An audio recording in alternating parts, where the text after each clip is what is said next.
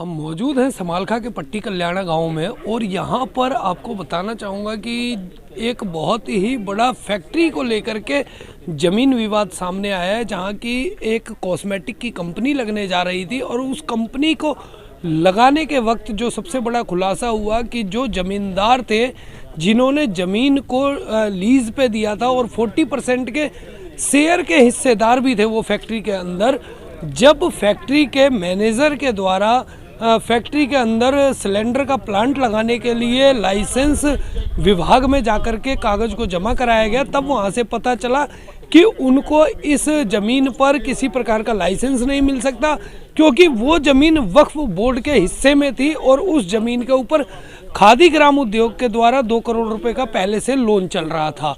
Loan होने की वजह से वो ज़मीन किसी भी प्रकार से किसी को लीज पे नहीं दी जा सकती थी।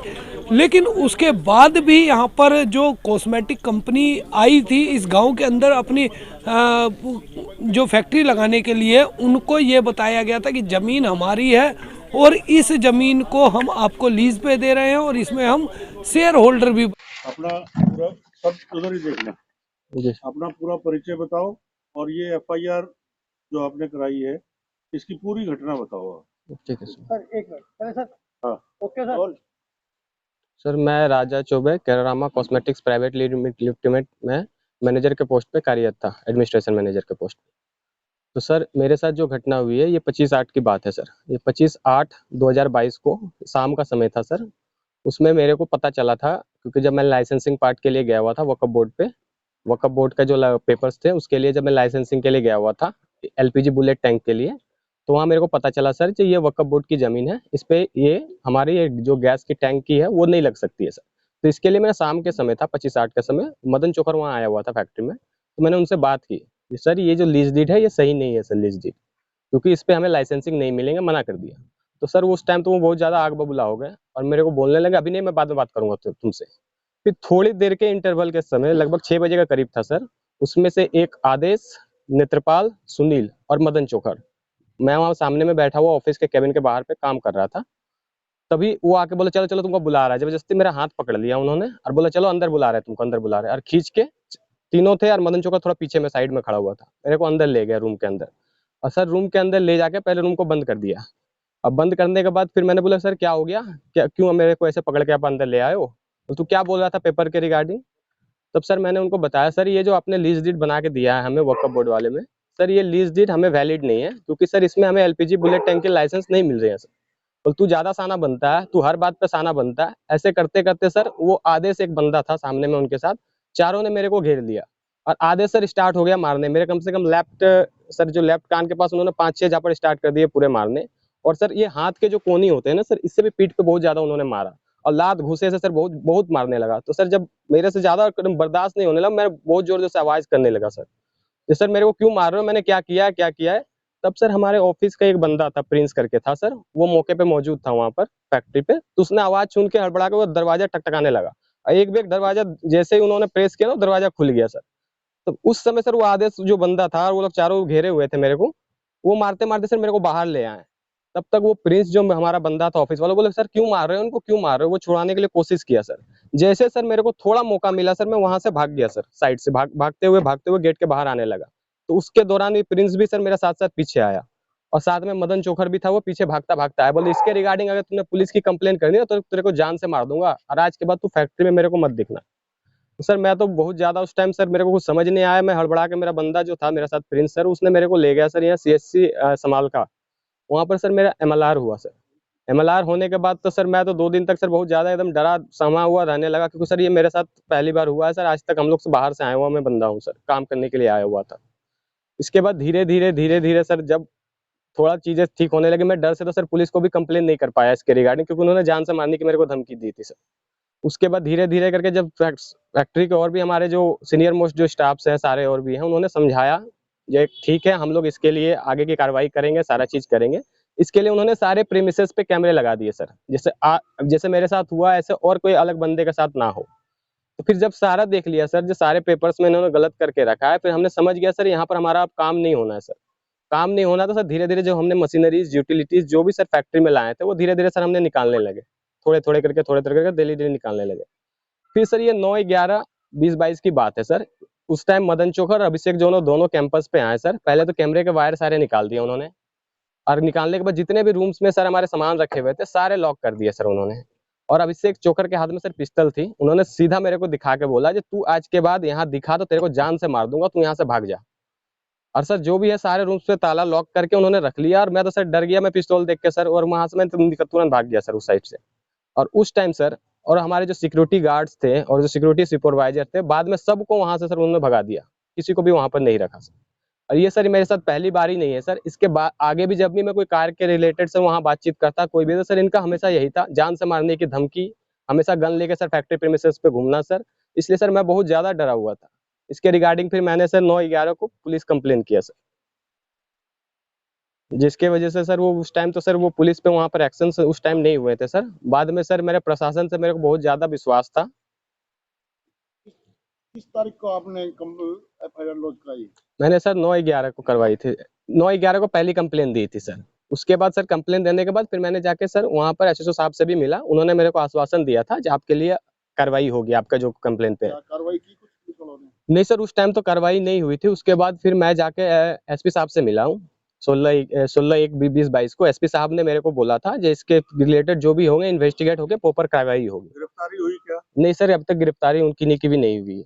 उसके बाद सर 24/1 को फिर दोबारा से मैंने जाकर वहाँ एसएसओ समालखा जो थाना पे, वहाँ जाके फिर मैंने कंप्लेन लॉन्च करवाया। तो सर उस डेट पे फिर जाके एफआईआर हुई थी सर 24/1। उन्होंने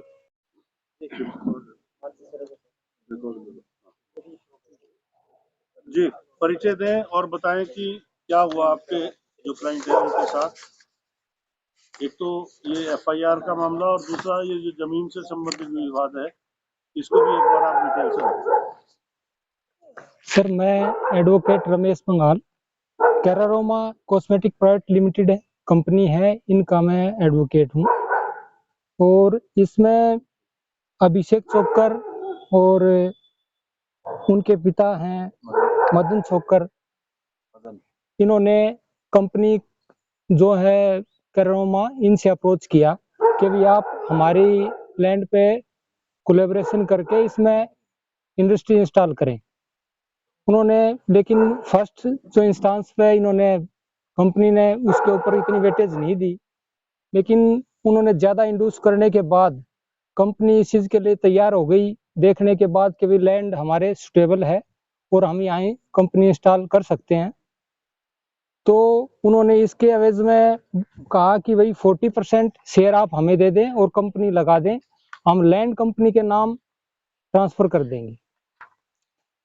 उसी के अकॉर्डिंग सर इन्होंने कंपनी इनकॉर्पोरेट कर दी और जो इनके लड़के अभिषेक चोकर हैं, इनके नाम 40% शेयर कंपनी के कर दिए और वो डायरेक्टर भी हैं इस कंपनी में।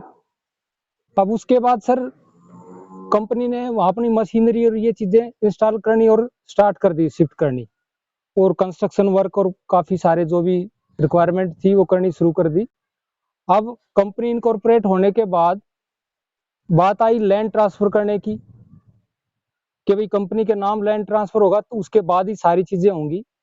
लेकिन अब उन्होंने लैंड ट्रांसफर करने से मना कर दिया कि अब नहीं कर सकते जी हम, क्योंकि ये हो ही नहीं सकता लैंड ट्रांसफर।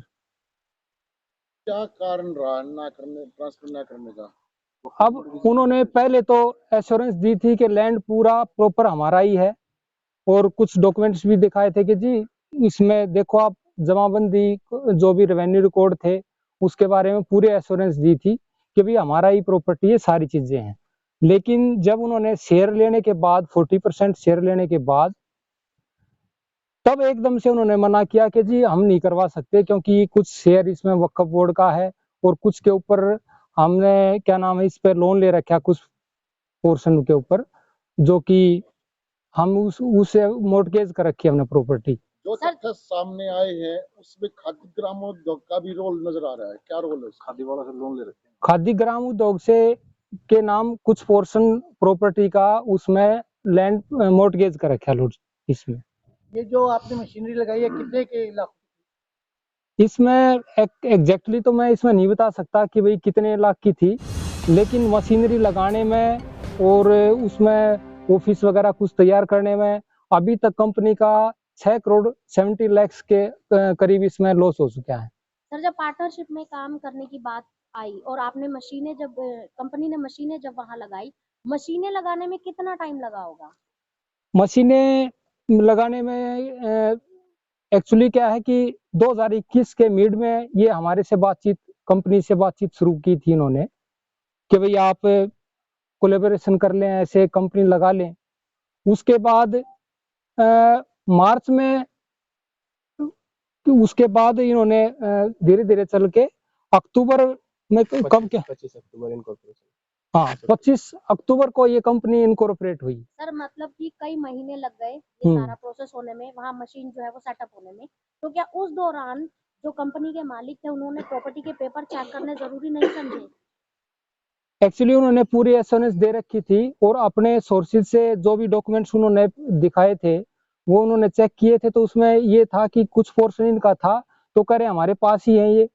तो उन्होंने सेटिस्फाई किया था कि आप इसकी चिंता मत करो, हमारा ही लैंड है। देखो बाउंड्री भी थी, तो ये आउटसाइडर थे, तो इन्होंने बाउंड्री पूरी कवर्ड है वो लैंड जो भी है, और कुछ कंस्ट्रक्शन भी हो रखा है, उसमें बिल्डिंग भी बनी हुई है। तो उससे कुछ ऐसा वो है नहीं कि भाई इन्होंने, कंपनी मालिक को कब पता चला कि उनके साथ फ्रॉड हो रहा है? उनको इस बात का तब पता चला कि जब कंपनी को इन्होंने मना कर दिया कि लैंड आपके नाम ट्रांसफर नहीं कर सकते, तो उसके बाद इतना उन्होंने इन्वेस्टमेंट के लिए हो चुका था और वो कंपनी फंस चुकी थी, तो उन्होंने रिक्वेस्ट की है जी अब हम कहाँ जाएं, क्योंकि हमारी मशीनरी भी लग गया, जो भी चीजें हैं। तो उन्होंने कहा कि हम लैंड दे नहीं सकते, लेकिन लीज बुक करवा देंगे आपके नाम। जमीन का जो ये पूरा घोटाला हुआ, क्या आप डीटीपी से भी मिलेंगे या शिकायत करेंगे, या किस तरह की कार्रवाई हो सकती है? अब सर इसमें पहले तो क्या है कि जब भी हमारी कंपनी को जैसे लाइसेंसिंग पार्ट पे गए, वो उसके लिए लाइसेंस वगैरह की लेने के लिए लीज डीड होने के बाद, तो इनको पता चला कि भाई ये जो प्रॉपर्टी है कुछ पार्ट इसका वक्फ बोर्ड का है और इलीगली आपके नाम इन्होंने लीज सब लीज कर दी है, और कुछ पोर्शन खादी ग्राम उद्योग का है कि जो लैंड है वो उनको मोर्टगेज कर रखी है, जो कि वो कर नहीं सकते थे। तो सर, उस जब पे ये घोटाला सामने आया, तो जैसा कि आप लीगल एडवाइजर हैं कंपनी के, तो आपके हिसाब से कितने दिन में जो अपराधी थे उन पर कार्रवाई हो जानी चाहिए थी पुलिस की तरफ से? अभी देखो, जब भी इनको पहले तो ये डरे हुए थे, क्योंकि इस जो रीजन में है ये नए हैं, दिल्ली बेस्ड इनकी गुड़गांव बेस्ड पहले कंपनी थी, तो इन्होंने फर्स्ट 9 नवंबर 2022 को इन्होंने कंप्लेंट दी थी, लेकिन उसके ऊपर पुलिस ने कोई कार्रवाई नहीं की, क्योंकि इनका इन्फ्लुएंस है लोकल पुलिस पे भी, जो भी चीजें हैं। उसके बाद इन्होंने टाइम एंड अगेन पुलिस से मिले और हम लोग भी उनसे मिले, लेकिन कोई खास उन्होंने काम नहीं किया। मतलब पुलिस की तरफ से सिर्फ आप लोगों को आश्वासन दिए जा रहे थे? आश्वासन दिए जा रहे थे, लेकिन अब बाद में एसपी साहब से मिले, काफी उनसे रिक्वेस्ट की कि भी इसमें ऑफेंस, कॉग्निजेबल ऑफेंस हुआ है, सीरियस मैटर है। उन्होंने रूम के अंदर बंद करके और उनकी जो प्रॉपर्टी है उसको भी इलीगली उन्होंने अपने उसमें ले रखा है। Sir, as a legal adviser आप हमें बता सकते हैं धाराएं कौन कौन सी लगाई गई हैं? इसमें मैडम धाराएं जो हैं 323 आईपीसी में, 452 आईपीसी, 406, 506 और 34 आईपीसी में। धाराओं के बेस पर अगर देखा जाए तो कितने दिन में उन पे कार्रवाई हो जानी चाहिए थी और उन पे क्या कार्रवाई होनी चाहिए थी? इसमें देखिए जो ऑफेंस है वो काफी सीरियस है, क्योंकि किसी को भी अंदर जबरदस्ती बंद करके उसको मारना और उनकी जो है प्रॉपर्टी भी बंद करना। एक्चुअली उस टाइम उन्होंने सीसीटीवी को डैमेज कर दिया था, जो भी वो तार वायर वगैरह निकाल दिए थे। प्रकरण में जो आपने ऑफेंस बताए हैं, धाराएं बताई हैं, कई नॉन अवेलेबल है। एज पर रूल इन्वेस्टिगेशंस में अगर एक्यूज शामिल नहीं होता है तो क्या प्रक्रिया आगे उनके अरेस्टिंग की?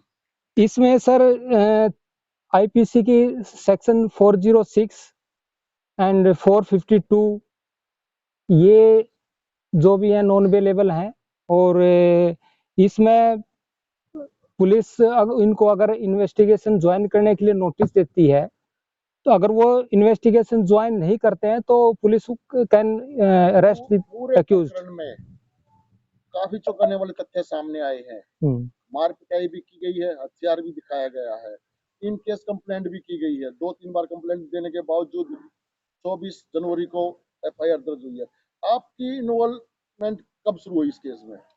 इस केस में हमारी इन्वॉल्वमेंट 9 जो फर्स्ट कंप्लेंट दी थी उसी के टाइम हमारी शुरू हो गई थी, लेकिन काफी टाइम पुलिस से मिलने के बाद भी जब रिस्पांस नहीं मिला, एसपी साहब से मिलने के बाद 24 जनवरी को ये केस रजिस्टर हुआ है जी। नेक्स्ट स्टेप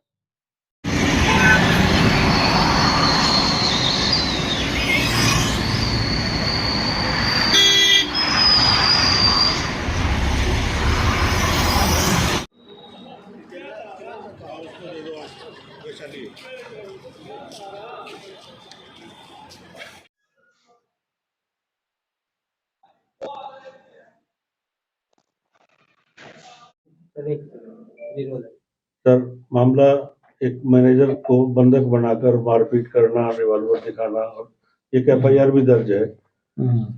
ये जो शिकायत आई है आपके पास, ये क्या शिकायत है और अब तक क्या कार्रवाई?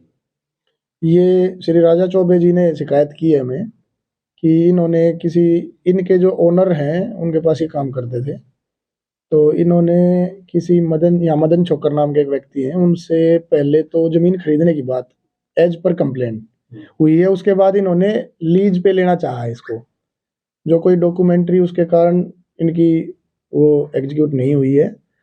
उसके बाद ये जैसे इन वहां गए तो इसके साथ मारपीट हुई है, ये मामला है जी। उसमें एफआईआर हमने लॉन्च कर ली है, इन्वेस्टिगेशन अभी जारी है। किन धाराओं में, और क्या कुछ धाराएं ऐसी हैं जो नॉन अवेलेबल है, और गिरफ्तारी कब तक?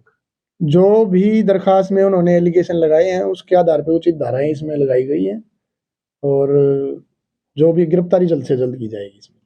सर, अभिषेक छोकर, मदन छोकर जो एक्यूज बनाए गए हैं, 3 और उनके सहयोगी हैं इसमें केस में, 5 व्यक्ति हैं। तो क्या इन्वेस्टिगेशन में वे सहयोग दे रहे हैं कुछ?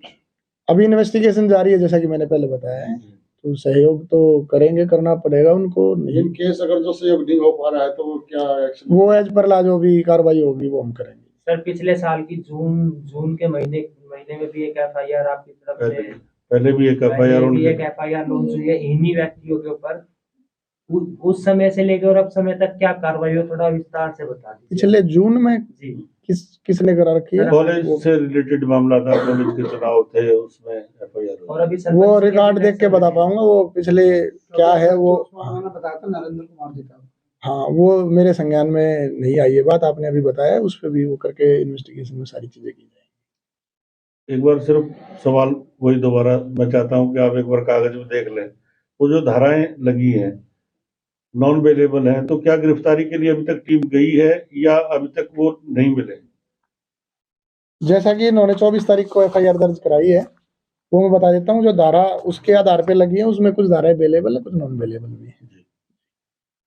गिरफ्तारी का प्रयास उसमें इनकी तरफ से जो कंप्लेनेंट है उनकी तरफ से हमारे पास जो आनी है दरखास्त वो आ चुकी है। बाकी इन्वेस्टिगेशन में अगर किसी और वो होगी तो वो इनको हम नोटिस देके ले लेंगे, जल्द से जल्द गिरफ्तारी की जाएगी इसमें। सर, अगर इसमें टीम ने पूरा निरीक्षण किया, क्या उनके खिलाफ पुराने भी कोई केस है?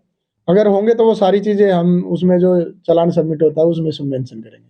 सर, जैसा कि अभी सरपंच के इलेक्शन लड़े हैं उन्होंने, मानते हैं सरपंच के इलेक्शन लड़े, तो उनके पास रिवॉल्वर है, रिवॉल्वर के ब्याह पे कंपनी मैनेजर को धमकाया गया बंद कमरे में करके, और सीसीटीवी की वायरें भी निकाल दी गई। इस विषय पे आप क्या कहना चाहेंगे, और कितना पुलिस प्रशासन सपोर्ट कर रही है कंपनी मैनेजर को? हर पहलू पे जो भी एलिगेशन इसमें है, उसके अलावा भी हर पहलू पे जो भी सच्चाई होगी उस पर जांच करके इन्वेस्टिगेशन की जाएगी। उसमें चाहे रिवॉल्वर से संबंधित है, चाहे मारपीट से संबंधित है। अकॉर्डिंग टू गांव वालों के अनुसार कहना है कि शायद पुलिस लापरवाही कर रही है इस मामले में। नहीं, ये झूठे आरोप हैं जी, बिल्कुल। गांव के लोगों ने ये कहा नहीं, ये बिल्कुल झूठे आरोप हैं। पुलिस जिस दिन एफआईआर हो जाती है उसी दिन से कार्रवाई में हमारे दायित्व हो जाता है। सर, अभी तक भी और कोई कुछ कहे उसकी तो मैं कह नहीं सकता, लेकिन ये एलिगेशन झूठा है बिल्कुल। सर, अभी तक कितना संज्ञान आपने लिया इस विषय पे? इस पे हमने अपनी तफ्तीश जो है कर रहे हैं, ठीक है ना जी, और जल्दी गिरफ्तारी की जाएगी। ठीक है, थैंक यू।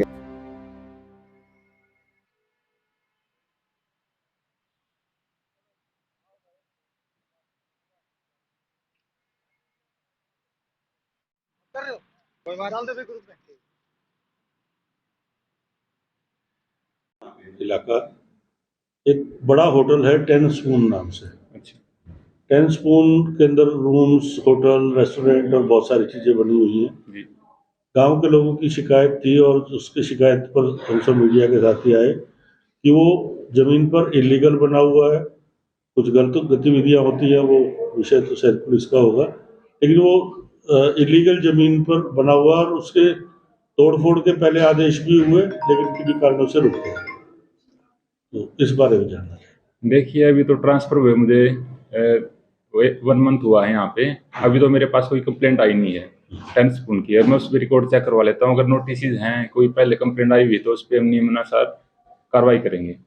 इस तरह के जो ढाबे या होटल्स रिंग रोड पर बनाए जाते हैं, कैसा उसका नियम है और किस तरह की कार्रवाई अगर इलीगल पाए जाए तो? देखिए अगर हमारे जुरिस्डिक्शन में है, कंट्रोल एरिया में फॉल करता तो उसके लिए परमिशन होती है ढाबा की, हमारी पॉलिसीज है। तो अगर वो पॉलिसी के हिसाब से परमिशन लेते तो डिपार्टमेंट उनकी पूरी मदद करता है परमिशन दिलवाने में। और जो इलीगल पाए जाते हैं तो कैसी कार्रवाई? उनके खिलाफ हम पहले नोटिस दे के कार्रवाई करते हैं, उनको पॉलिसी समझाते हैं और अप्लाई करने के लिए उनको बोलते हैं अप्लाई करो, नियम अनुसार आपको परमिशन दिलवा दी जाएगी। अगर नहीं मानते तो उनको फिर रिस्टोर कर देते हैं, तोड़ देते हैं ढाबों को। एक क्वेश्चन ये था। दूसरा, पट्टी कल्याणा में ही एक कंपनी बनाई गई, कॉस्मेटिक कंपनी कैरोरामा नाम से। वहाँ 2 लोग पार्टनर्स थे, एक की जमीन थी, नाम है मदन छोकर, और दूसरी पार्टी जो गुड़गांव से आई थी उन्होंने आके कॉस्मेटिक की फैक्ट्री काउंट की और उन्होंने जमीन को अपना बता के वो फैक्ट्री के लिए जो है एग्रीमेंट किया, लेकिन उस जमीन पे आधी जमीन वक्फ बोर्ड की है, आधी खादी ग्रामोद्योग के पास मोर्गेज है। ऐसे में क्या टाउन प्लानिंग डिपार्टमेंट कुछ इस तरह का एक्शन लेता है अगर कंप्लेंट आती है तो? देखिए अगर हमारे पास परमिशन आती है सीएलयू के लिए, किसी फैक्ट्री के लिए, तो हम उसके रेवेन्यू डॉक्यूमेंट्स चेक करते हैं। वो तो अगर जिसके ओनरशिप में उन्हीं को परमिशन मिलेगी। अगर इलीगल है तो जिसके नाम पे ओनरशिप है उसको हम नोटिस देते हैं। हमारे लिए तो सब ऑफेंडर हैं जिन्होंने परमिशन नहीं ली है। तो किसी भी डिपार्टमेंट की हो हम उनको इंटीमेट करते हैं। अगर वो गवर्नमेंट डिपार्टमेंट की पे एनक्रोचमेंट है तो उनको चिट्ठी लिखते हैं, भैया अपना एनक्रोचमेंट आप हटा लीजिए, अदरवाइज हम आपको नोटिस इशू कर देंगे। अगर इस विषय में कोई कंप्लेंट आती है तो कैसी कार्रवाई विभाग करता है? तो अगर कंप्लेंट आती है तो उसको पहले ये चेक किया जाता है कोई परमिशन है या नहीं है। नहीं है तो फिर उनको जो नियम है हमारा कंट्रोल एरिया एक्ट का उसके हिसाब से कार्रवाई करते हैं उसकी।